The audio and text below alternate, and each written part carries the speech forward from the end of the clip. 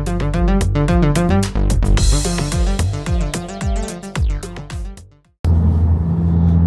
we had a really full-on session today. Got a lot done.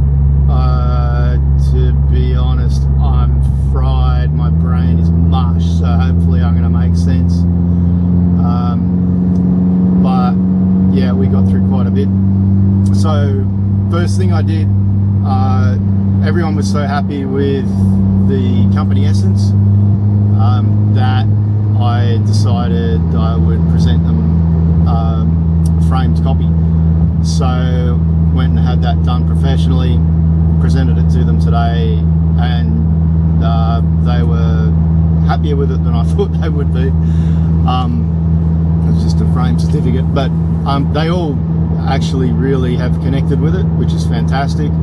And it went straight up on the wall in the main office.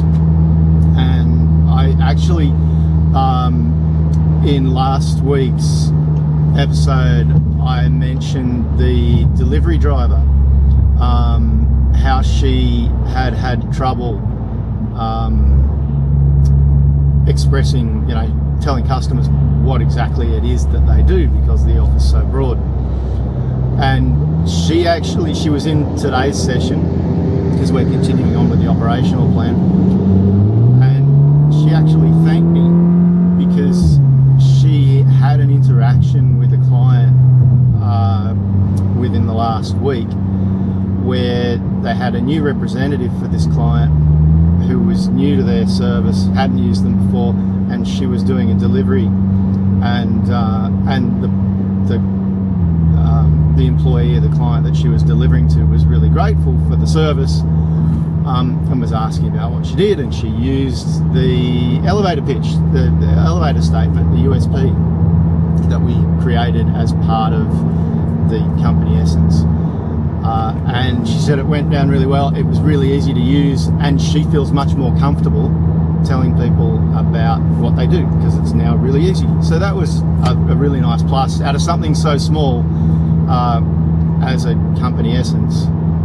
It's terrific to be able to see that sort of value out of it. So we continued on with the operational planning process today and started to get into identifying the different functions within the business that need to happen in order for that company essence to be reality. And so those functions are just simple things. A lot of them exist in every business. They're things like sales or marketing or finance, and no matter what business or industry you're in, you could be a one-man show lawn mowing business and you've still got a sales function, you've still got a marketing function. Like marketing makes the phone ring, sales is what you do when you arrive at the potential client's place and talk them through what you do and what you're going to offer.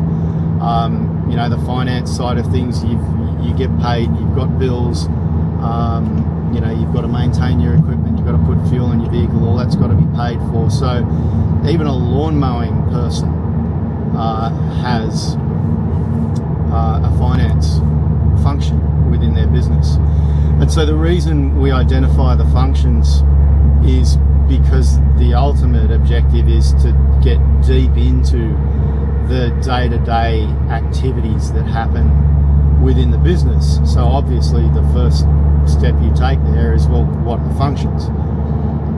And so for BizGear, they ended up with 13 functions in total, which is about what I would have expected for their size business and for what they do.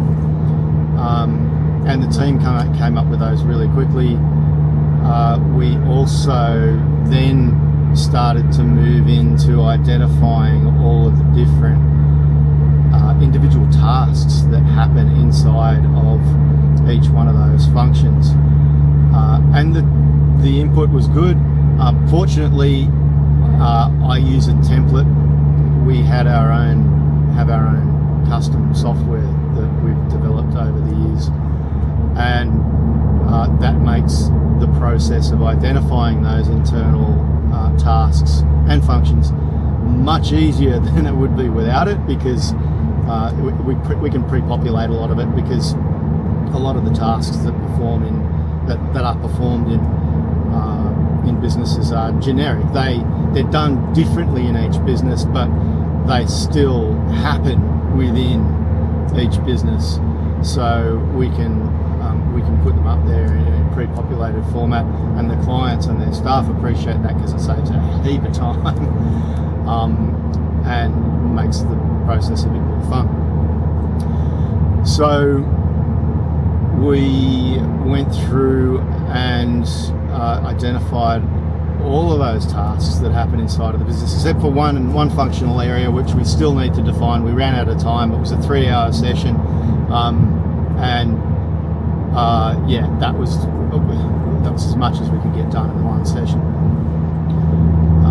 But even out of that, we then went in, and within the functions and the tasks with the team, I actually gave them all a chance to say, okay, well, which one of these things is broken or not working the way that we want it to, or which one of these things would we like to be doing better as a business.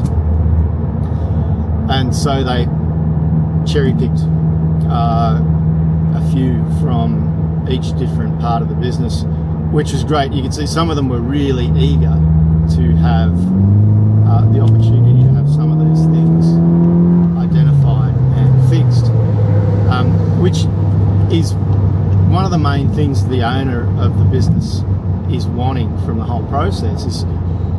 It's why the approach that I take works so well, is because we're actually giving the staff the opportunity for them to say what they want to fix and how they want it to be fixed. And 9 times out of 10, what they come up with is spot on.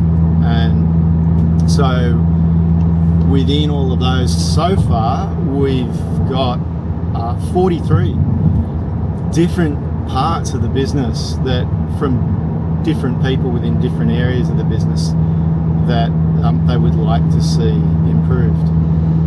It sounds like a lot, but we take many months to go through the process of fix it. We just chip away a bit at a time, so it's not overwhelming. But the difference you get, you imagine in your business, if you could grab 43 things that weren't working properly and turn them into things that were working really well, imagine the difference that could have on your business.